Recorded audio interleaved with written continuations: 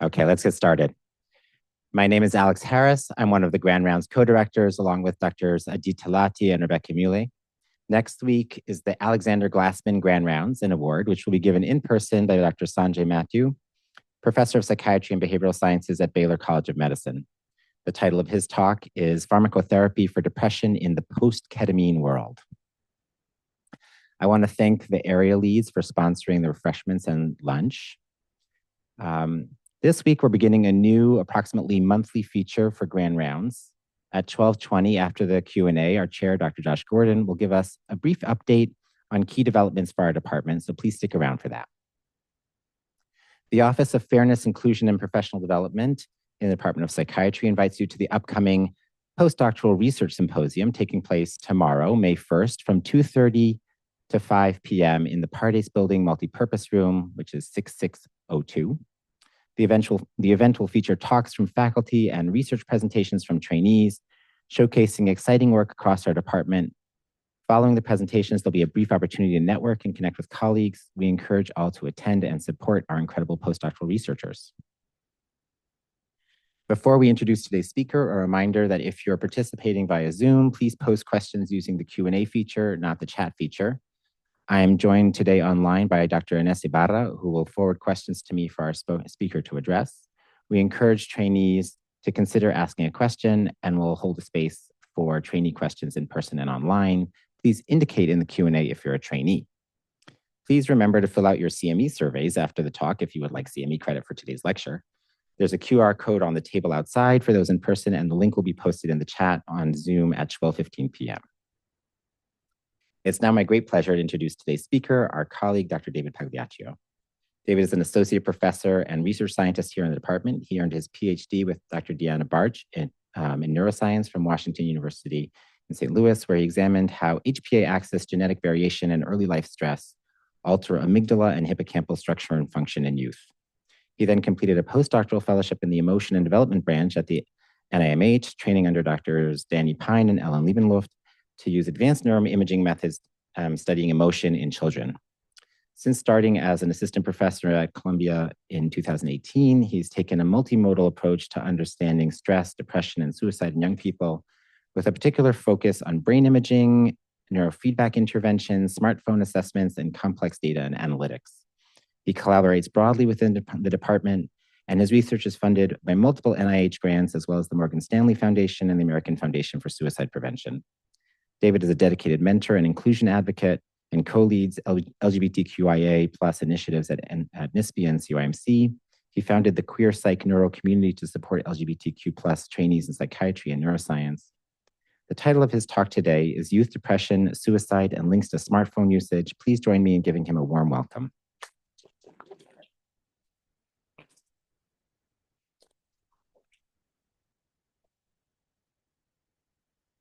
Right. Thank you. Thank you for the invitation to be here and for everyone who showed up. So I'm going to be talking about some of our work looking at youth depression, suicide, and smartphones. First, no disclosures to declare for this work. Alex and Rebecca suggested it'd be helpful since I've been here for about 8 years, but I don't know a lot of people in other areas, just to give you a sense of sort of where I fall in the department, kind of my role, and all the collaborations that I've been able to enjoy since coming here. So as Alex mentioned, my background is really in MRI, depression in kids. That's really been my training, focused on neuroimaging. I'm not going to talk about any of that today, but I'm happy to talk about that with anybody, trainees, later. Since coming here, I really had the pleasure of working with Dr. Rachel Marsh in the MRI Center here, doing a lot of different work looking at cognitive control in obsessive compulsive disorder. And she's really been a bridge to a lot of other wonderful people in the department. So we've gotten to work with Blair, looking at neural predictors of CBT response in adult OCD, with Guillermo Horga, looking at dopaminergic mechanisms in pediatric OCD. I have a line of work with Amy Margolis, looking both at neural mechanisms in NVLD and also environmental toxicants as risk factors for mental health. And Rachel, Kate Fitzgerald, and I are running a clinical trial right now looking at cognitive training interventions for kids with OCD. So obviously, I kind of like to do a lot of different things in my work. The main thing that I'm going to be talking about today is a long collaboration with Dr. Randy Auerbach. So our lab really focuses in on depression and suicide in adolescents. Again, I kind of put our work into three buckets. So looking at neural predictors of depression and suicide, working with high-risk youth, particularly in the emergency department here, as a particularly vulnerable population, and then leveraging smartphone methods. And so I'm going to kind of zoom in on those couple pieces of this broader picture today. And apologies, I'm getting over a cold, so if my voice is giving out, please hold on. So in terms of objectives, I'm kind of dividing the talk into three sections. So first, to tell you about some trends in suicide rates in teenagers and some of our work kind of elucidating common trends in pre-adolescent children as well. Some of my work focusing on LGBT populations as a particularly vulnerable group. And then end with our work looking at smartphones, both as a tool to understand mental health and then looking at the impact of that smartphones may have on mental health itself. So just to start to give you a sense of where the lab is oriented, a lot of what we do is focusing on these crisis levels of youth suicide in our community. So suicide has really become either the second or third leading cause of death for 13 to 18-year-olds in the US. This has been a rising trend for the last 2 decades. On the right, I'm showing data from the CDC fatal injury database, showing the percent of deaths among 13 to 18-year-olds that are accounted for by suicide. And you can see this rapid year-over-year increase to where in the last few years, 1 out of 4, 1 out of 5 deaths in this age range are due to suicide. I will say it looks like there's a slight downtick in recent years. This actually is that there have been more deaths in general among teens during the last few years, particularly due to COVID and also a spike in vehicular accidents. So the raw number of suicides in this population is still high and has really doubled in the last 2 decades. We do a lot of work with the emergency room to identify high-risk youth. So these are parallel data from the CDC looking at non-fatal injuries. So kids that end up in the emergency room for injuries. There's been this really interesting trend where many of these incidences were accounted for by physical assault. That's shown a really precipitous decrease over the last 2 years. But self-inflicted self-harm injuries have been, again, on the rise in the last 2 decades. So that's creeped up and surpassed physical assault as a cause for kids ending up in the emergency room. And while there are a relatively small number of deaths, there's around 160,000 ER visits for self-inflicted injury in this age range every year now.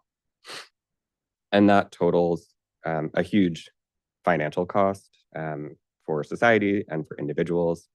So these self-harm injuries that land kids in the ER total nearly $1 billion in medical expenses and quality of life costs for these kids per year. And so one of the main reasons that we're looking at kids in the ER as a particularly interesting site is that this is a high-risk population. So there's some literature showing that adolescents receiving psychiatric care, either inpatient or in the emergency room, when they go home, over the next few months, around 1 in 10 will attempt suicide again, and about 30% will exhibit a broader range of behaviors, including preparatory actions or sort of having another suicide crisis that lands them back in the hospital. So at the broad level, our goal has really been to understand risk factors for youth suicide and to try to improve prediction of these recurrent behaviors with the long-term goal of trying to develop new, particularly digital health interventions for youth, family, and providers. And so while there's a lot of evidence about this crisis in teenagers, we've started a smaller line of work looking at younger children as an increasingly vulnerable population. So I'm showing here kind of those same CDC data, but for 8 to 12-year-old children. So before that sort of pubertal onset and that peak period that a lot of work is talking about. So unfortunately, we've seen that for 8 to 12-year-olds, suicide again has risen to one of the top leading causes of death for kids in this age range. We again see this year-over-year increase in suicide accounting for more and more deaths in this period. And this same trend where every year there's more of these young children ending up in the emergency room for self-inflicted self-harm injuries.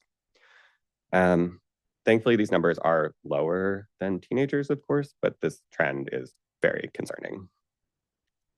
And so we've done a couple of studies recently to try to really map out this landscape because we don't know that much about these younger kids and suicide risk. So the couple studies I'm going to talk about are looking at electronic health records to understand preteen suicide.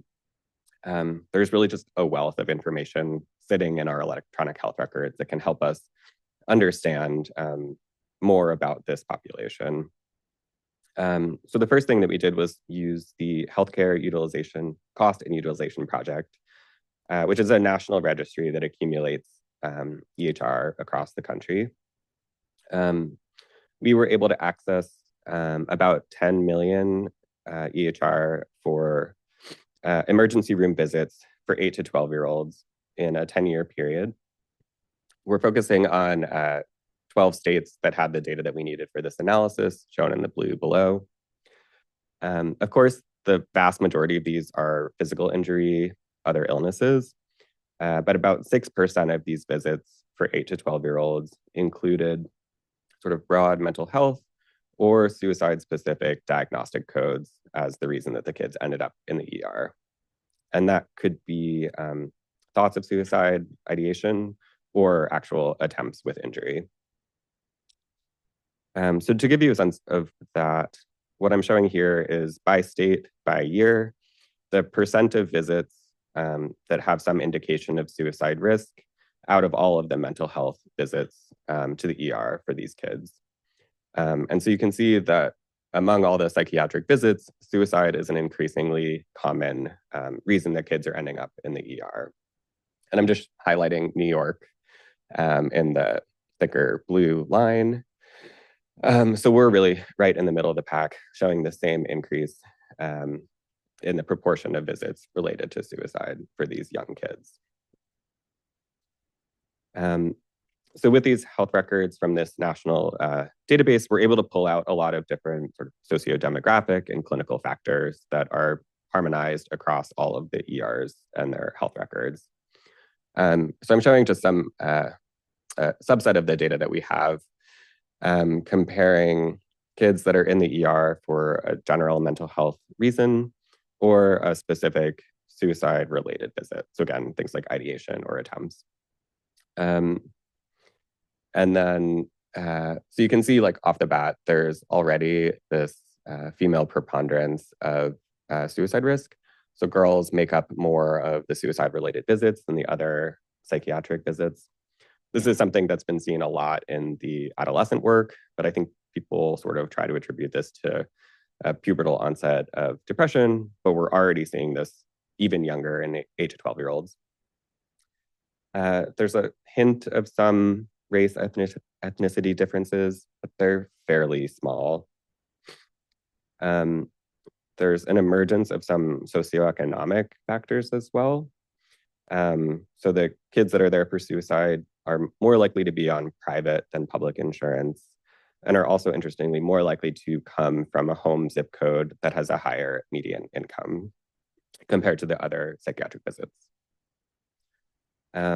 Perhaps not surprisingly, the kids that are there for suicide are twice as likely to have a concurrent diagnosis of depression. And more of the non-suicide related visits are driven by things like ADHD, ODD, conduct disorder, so externalizing behaviors.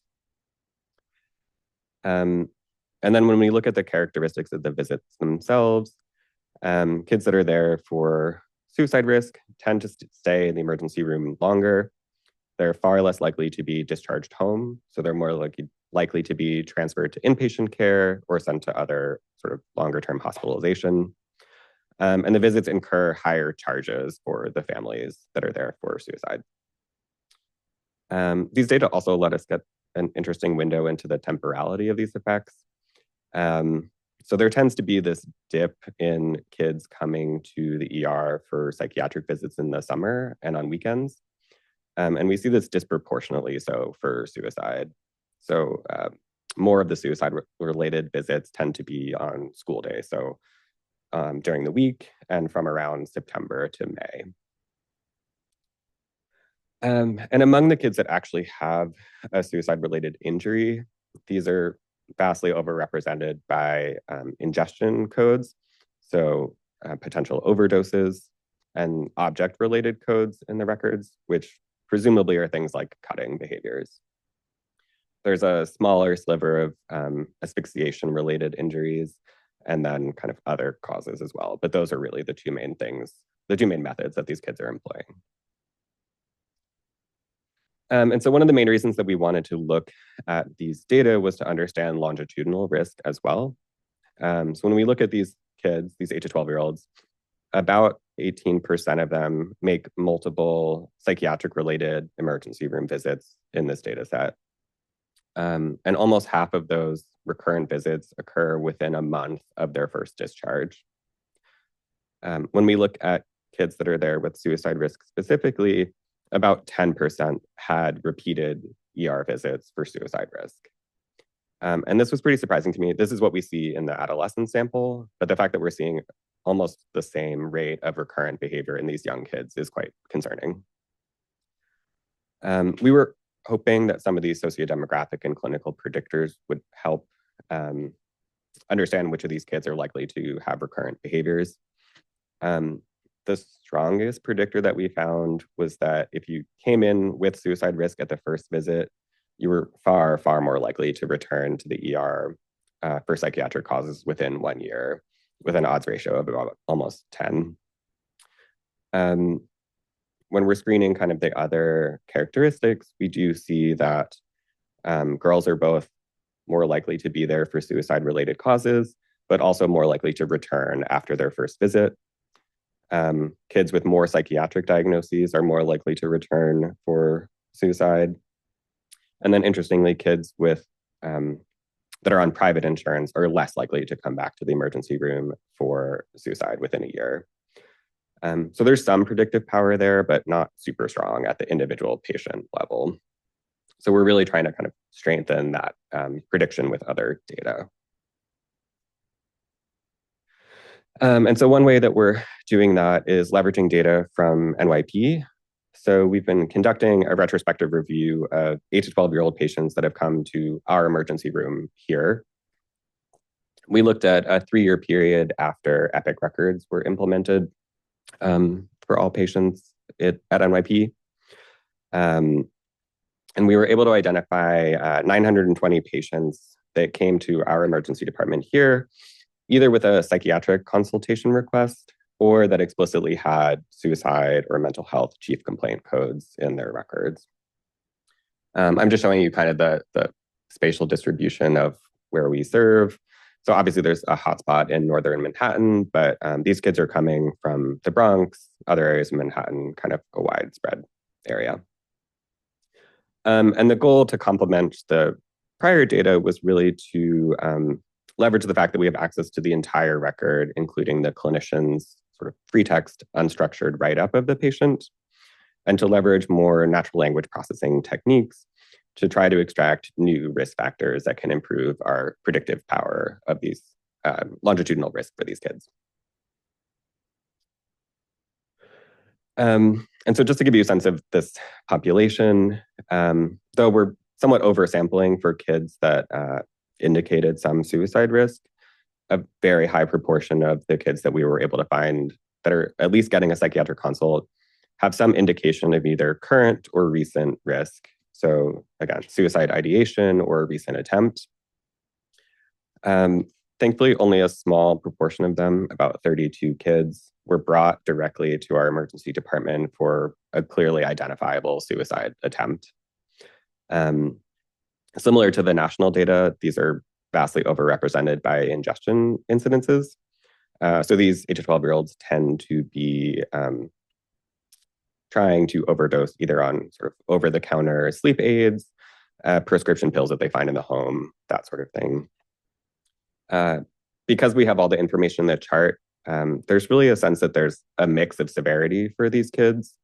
We were able to find some kids that are able to express a really clear attempt to die, but then end up employing fairly non-lethal methods, so not ingesting very many pills. Whereas other kids can't really give you a clear reasoning or report being very impulsive in their thinking, but end up taking a more dangerous number of pills, for example. About half the kids and families can kind of describe a psychosocial trigger that led to the event. These tend to be things like family conflict, bullying, other school-related problems. And as I'll get to later, about 1 in 5, there's some mention of some kind of technology. So often what we were seeing is like the parent is revoking access to the kid's phone, computer, PlayStation, and that really spirals out into this broader family conflict that ultimately lands them in the ER after an attempt on their life. And then, as I said, we have access to the full clinical record. And so the goal was really to identify some risk factors that are not kind of indicated by a click box on the chart, but are described in text by the clinician. And so first, I'm just going to show you like how those differ between the suicide-related cases and the other psychiatric visits. So we're able to identify a number of kind of common factors, things like abuse or neglect, bullying at school. These are some of the like example texts that we use to pull out indication of these risks in the chart. And these things are, again, far more common among the suicide-related visits than the other psychiatric visits in the sample. We identify a number of family-related stressors and school-related factors. Again, more common among the suicide risk than other cases. Looking at some of the more trait-level factors that have been cited in the literature, there's more indication from the clinician of impulsive-related behavior or thinking, and also more irritability among these suicide risks than other cases. And I'll get to in a minute. There's a smaller subset of these kids where there's some indication of an LGBTQ identity.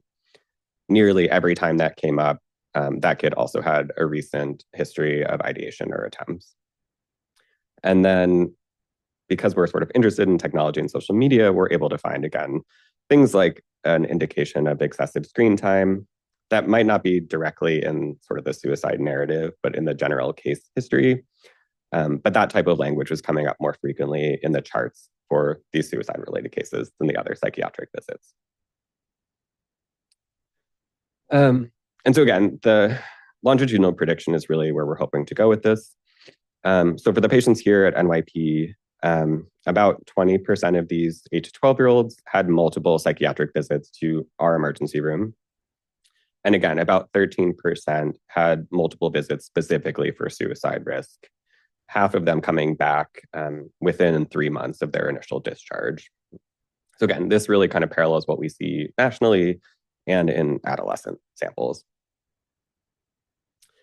And in this data, we found that a history of prior hospitalization was one of the strongest predictors of returning to the emergency room. So I'm just showing a survival curve of kids that either do or don't come back to our emergency room for psychiatric causes, split by whether the chart had some indication of a prior hospitalization, inpatient stay, residential treatment facility, emergency room visit, versus if it's their kind of first time in psychiatric care. And so you can see that these kids with a prior history of hospitalization are much more likely to end up back in the ER for suicide within a few months than the kids where it's their first psychiatric incidents.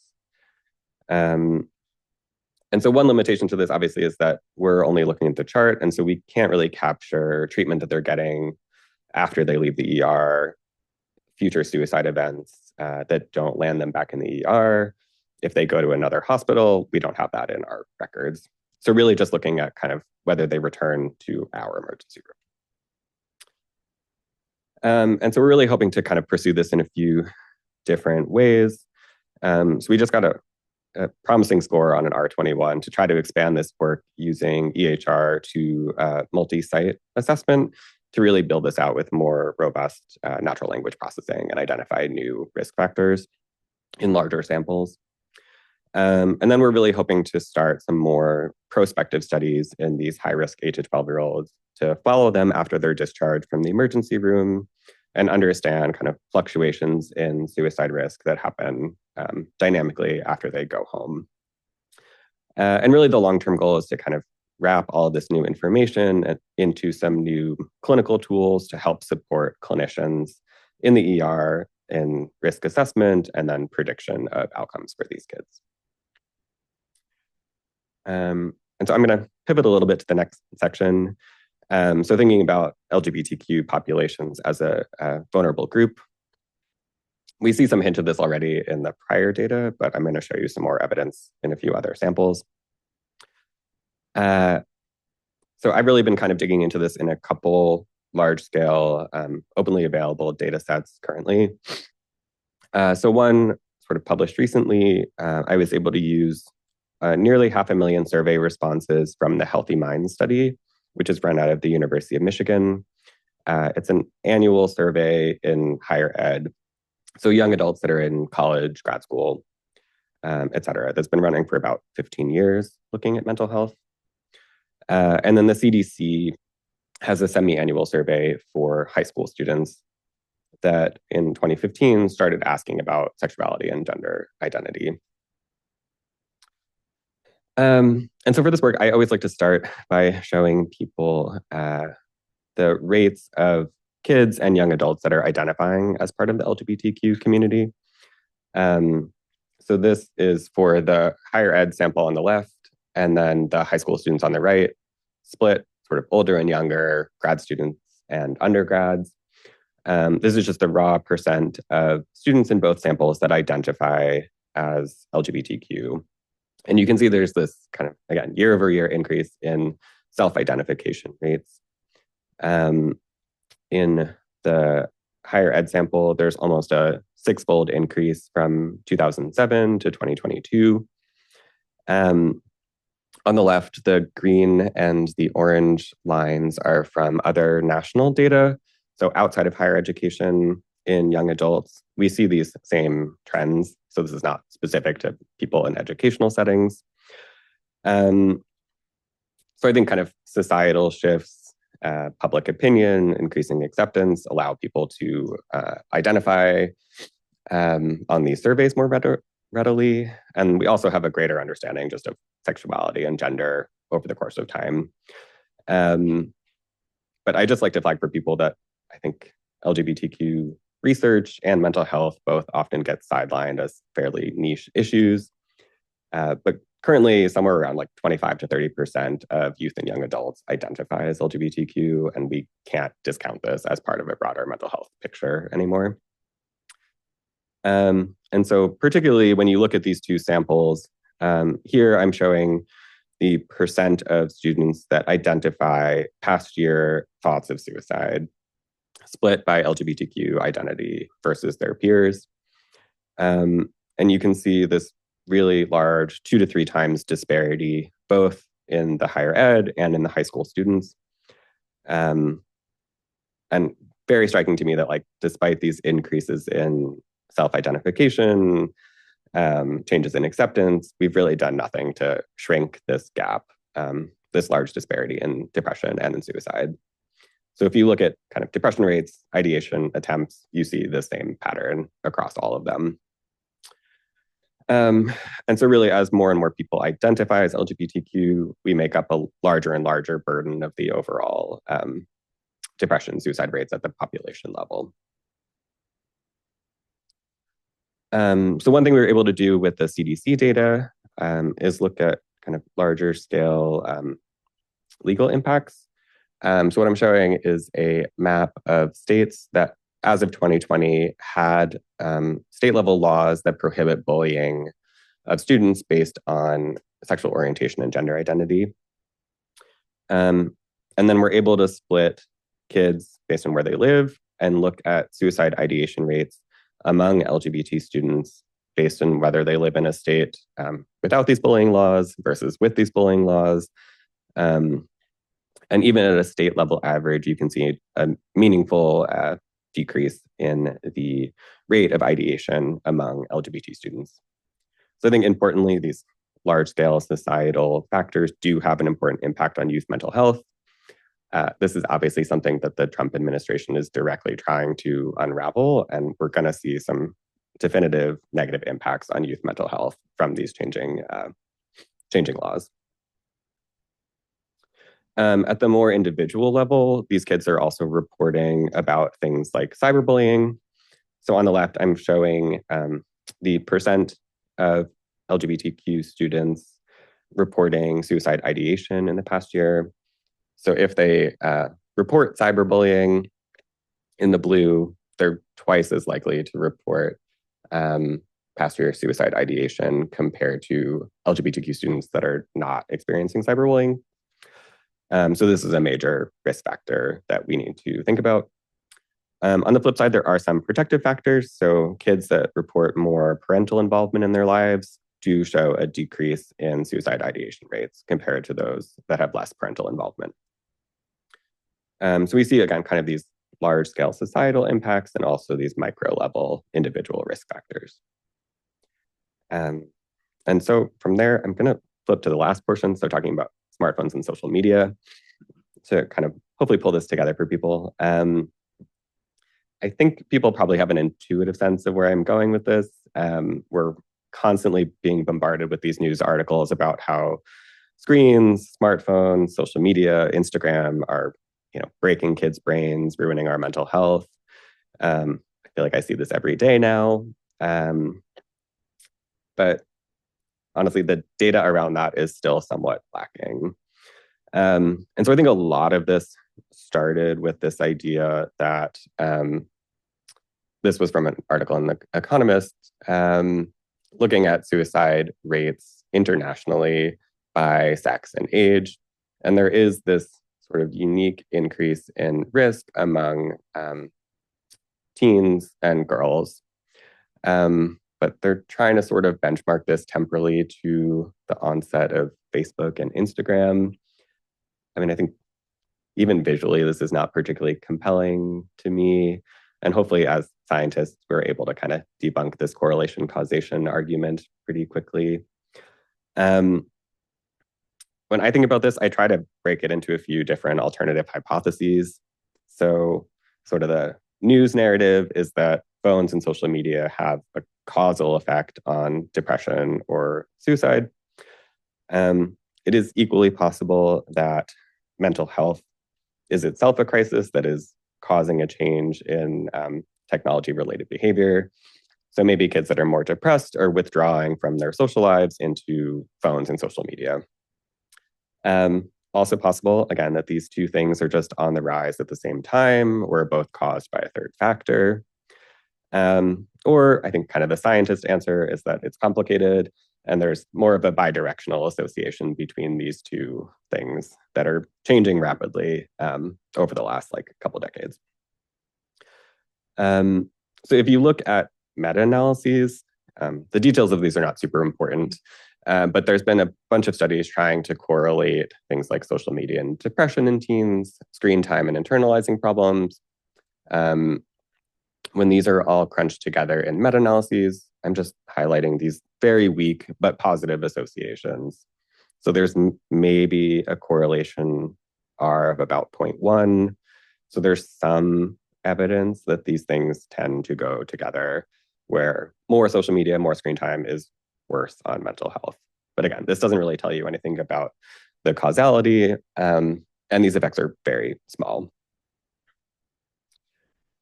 So really what we're trying to do in the lab is leverage intensive longitudinal studies to parse this apart more rapidly. So we tend to follow kids in the studies for 3 months, 6 months, 12 months. And in a couple different studies, we've had them install this app on their phone that allows us to do a few different things. So one, it sends them a ping every day, just asking them quickly, how have you been feeling in the last 24 hours? So we can use experience sampling to get a sense of their mood and depression risk as it changes throughout their real life outside of the lab.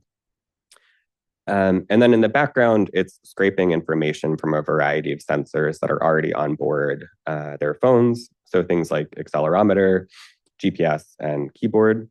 And that allows us to parse things like sleep using the accelerometer as an indicator of their activity levels. And so I'm just going to talk you through a couple of these studies where we're trying to use the phone as a tool to understand risk for depression and suicide for these youth. So first, in one of these studies, we had about 140 teenagers that are recruited into the study based on a history of depression.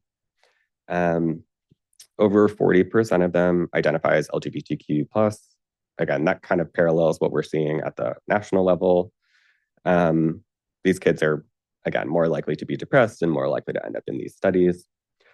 When we send them that ping every day asking how they've been feeling, I'm showing just some example data from 2 sample participants that were very compliant with the study, but otherwise pretty random in the sample.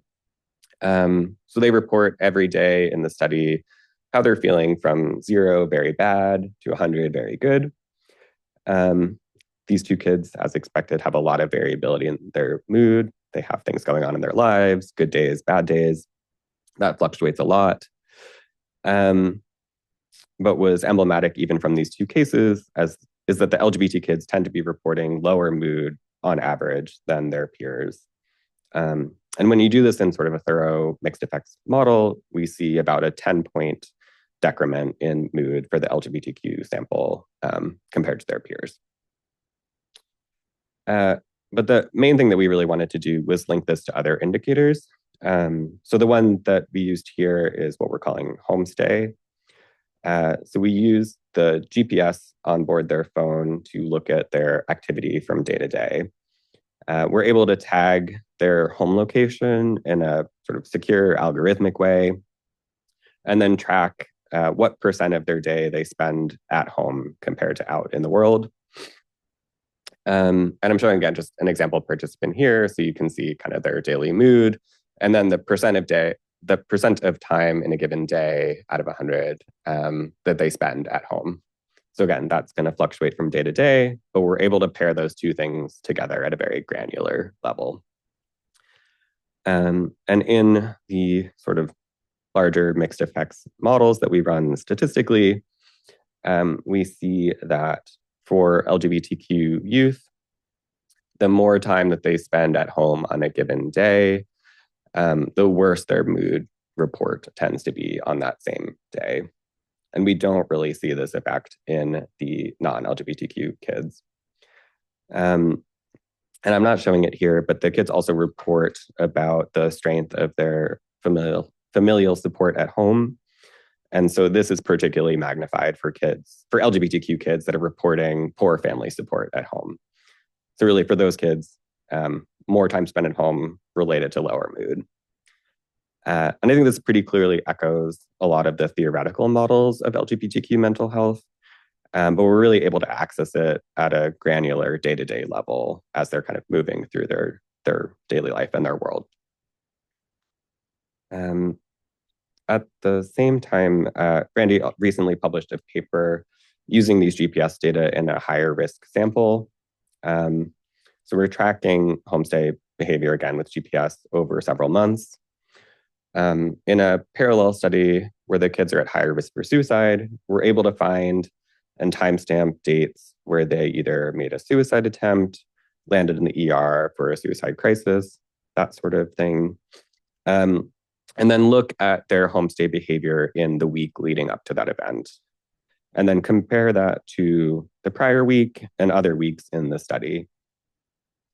And sort of to boil that down, we find that the more time that a kid spends at home compared to their typical behavior is related to an increased risk of these suicide attempts and hospitalizations. So we see about an odds ratio of 2 for an increase in homestay the same week as the event. This risk indicator also tracks back the week prior. it's not there the entire time. So if you go 2 weeks back, we're not seeing this risk indicator. So we do think that there is some temporal precision to using homestay, both as a marker of depression among LGBT youth and potentially for suicide risk in these higher risk populations. And in parallel, we've been doing a lot of work using the keyboard on kids' phone to understand social communication. So this is really going back to this idea of whether social media and smartphones are potentially causing negative impacts on kids' mental health. So again, that app is able to glean a lot of information from the keyboard on the phone. For this, we're really trying to break apart social communication from other usage on the phone. So we bin their keyboard data based on whether they're typing into social apps, so things like messaging apps, iMessage, WhatsApp, Gmail, versus more clear social media like Facebook, Instagram, Twitter, from other stuff that they're doing on their phone. So Googling things, looking for music, online shopping, that we don't think are going to have as strong an effect on mental health. And the analysis that I've been working on with this, again, focusing on the smartphone social communication, really to start scratching the surface of this is to look at the quantity. So how much you're typing into these social apps on a given day, the sentiment, so how positive or negative the language you're using is. And then based on some literature, the frequency of personal pronouns that you're using, so more self-referential language on your phone.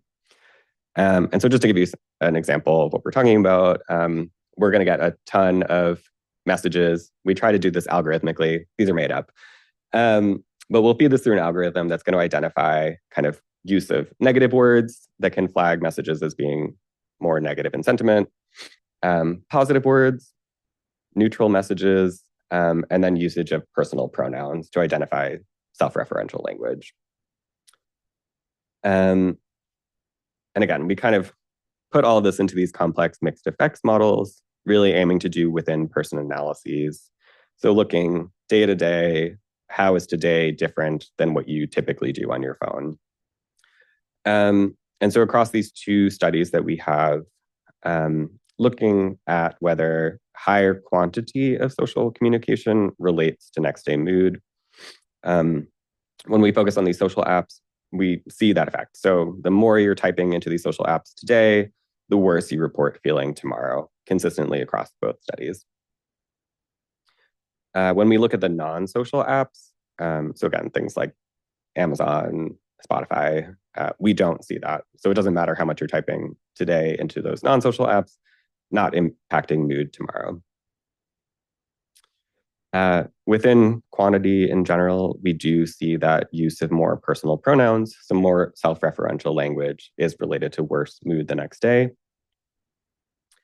And interestingly, when we break apart social apps into sort of these social media apps versus more direct messaging, so things like texting, this quantity effect is really driven by texting.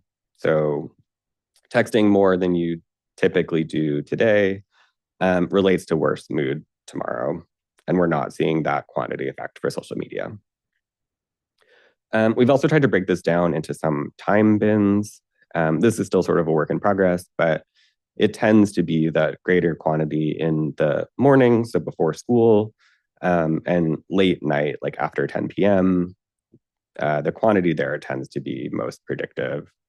So we're hoping to follow this up to really look at whether this is a sleep disrupting factor. So texting in these periods where kids should be off their phone is maybe what's really driving the mood. And importantly, when we flip these models around to ask whether does your texting patterns today relate to your mood tomorrow, we don't see any significant associations.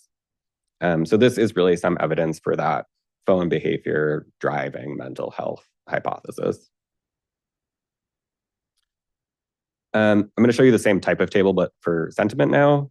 So this is really showing more negative sentiment on social apps today, like worse negativity than your typical patterns, relating to worse mood the next day.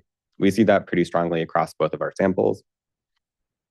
Again, when we look at non-social apps, kind of the positivity, negativity of language there is not having an impact consistently. Here, when we separate social media from other direct messaging apps, we're seeing that negativity of language is relating to worse mood across both pretty equally. And interestingly, the time of day effect is not as consistent. It seems like negative language is bad at any time of day for mood the next day. And here, interestingly, when we flip the models around, there is some small link between more negative language today leading to, worse mood today leading to more negative language tomorrow. But it's much smaller in magnitude than sort of the prospective link. And so this speaks to maybe the bidirectionality of effects, but again, driven by phone usage to mood the next day. And it's kind of important to me to caveat these a lot. So first off, these are pretty small effect sizes. I think it's really incredible that we see these day-to-day effects at all, but these are not huge compared to having a clinical diagnosis of depression, for example. These are also not definitive or causal for every person or for every day. We focus a lot on depression, but if you flip these around, using more positive language on a given day is linked to better mood the next day. So kind of flipping the axis of this. And one limitation is that we're really focused on typing into the keyboard as a metric. So this doesn't speak anything to sort of passive usage. So a kid that's scrolling on TikTok for 2 hours but not typing anything, we just don't have the data to address that right now, but we're hoping to get into that later.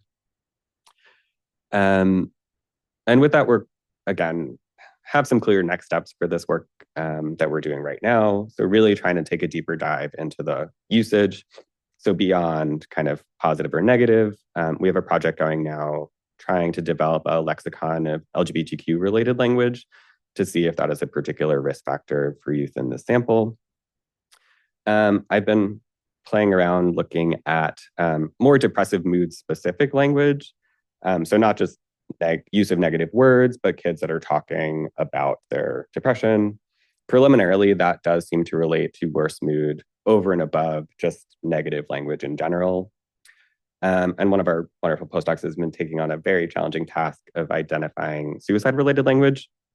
This has been extremely difficult, to say the least. So kids are using a lot of slang that we need to parse, a lot of intentional misspelling to avoid like algorithmic blocking, and a lot of joking or hyperbolic language.